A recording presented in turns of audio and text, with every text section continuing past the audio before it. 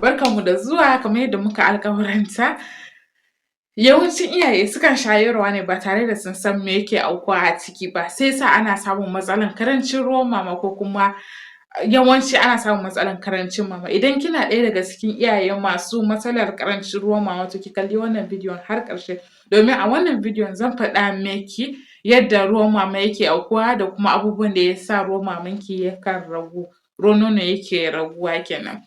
To za mu fara da yaro ya kama bakin mama, immediately kin sa yaro ya kama bakin mama na faɗa muku a wani bidiyon mu na baya zai kama bakin mama da kuma part na areola. Yanzu na ce areola na san kowa ya sani saboda na yi bayani akan a bidiyon mu na baya areola. In ya kama zai fara zuƙa, in ya fara zuƙa tuni signal za a tura wa ƙwaƙwalwanki cewa fa yaro fa yana buƙatar ruwan mama, to ya za a yi? Sai ka kalla shi brain naki ɗin zai stimulating na pituitary gland naki sai ya yi producing na hormones guda biyu, sinadarai guda biyu. Ɗaya sinadarin shi ne ana ce mishi prolactin, shi ne yake taimakawa wajen production na breast milk inda ake samar da ruwan mama ɗin. Sai kuma shi na biyun kuma aikin shi zai danna ruwan mama ne ya turu har ya fito waje.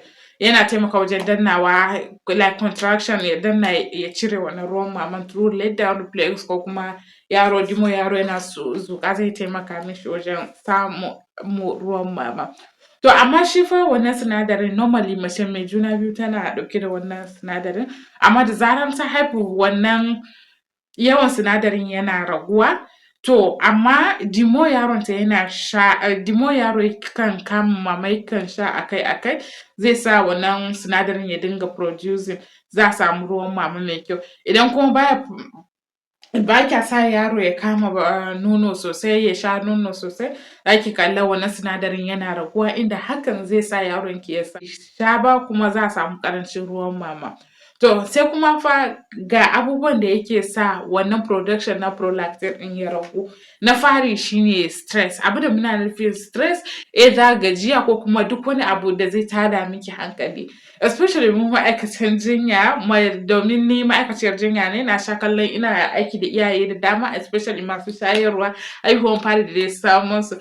Da zarar damuwa ta shigo lamarin, mace ta gaji ko ta samu damuwa tana da wata damuwarta da take damunta kafin ki ce mai ruwan mama ya ɓace.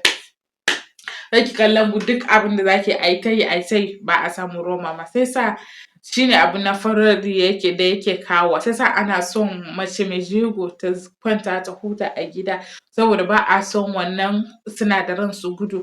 In sun gudu ba za a samu isasshen ruwan mama da ake buƙata ba. Sai abu na biyu kuma rashin saka yaro a nono akai-akai. Sai sa ba ki kalli iyayenmu ba za su ce miki minti kaɗan za su ce miki ba ki sa yaron nan a mama ba tun kin zo ba ki saka ba. To yana da matuƙar amfani ba abin za su ke faɗa ba, a lura a dinga shayar da jariri mai kyau. Shin ku faɗa mana a comment section wani abu ne ya baki mamaki sosai game da wannan bidiyon? Shin kin san da wannan ko ba ki sani ba? Idan kun ji daɗin wannan bidiyo ku yi sharing da sauran iyaye domin su ma su amfana.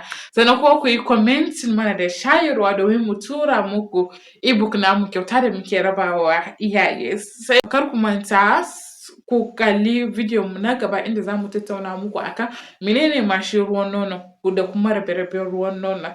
Sai mun haɗu da ku a bidiyo na